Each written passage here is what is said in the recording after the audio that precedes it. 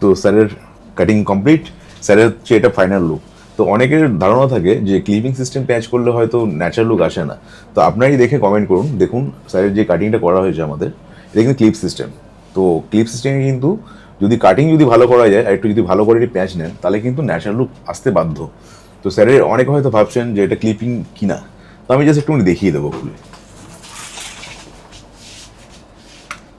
দেখুন clipping system প্যাচ, এটা খুবই ইজি টু ইউজ। জাস্ট সামনে টেপিং করা আছে আর এই 3টে ক্লিপ দিয়ে জাস্ট আটকানো আছে। তো স্যারের থেকেই জেনে নেব, যেহেতু ক্লিপিং সিস্টেম করেছি, অনেক অনেক প্রশ্ন থাকে যে মাথা ভারী হচ্ছে কিনা বা কোনো লাগছে কিনা।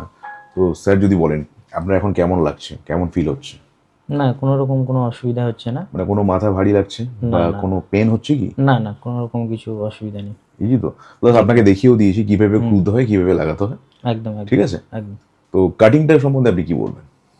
কাটিং ঠিকঠাকই আছে, যেরকম চেয়েছিলাম সেরকমই হয়েছে। সেরকম পেয়েছেন তো? হ্যাঁ, ওকে, এতক্ষণ সময় দেওয়ার জন্য থ্যাংক ইউ সো হ্যাঁ, মাচ। Thank you.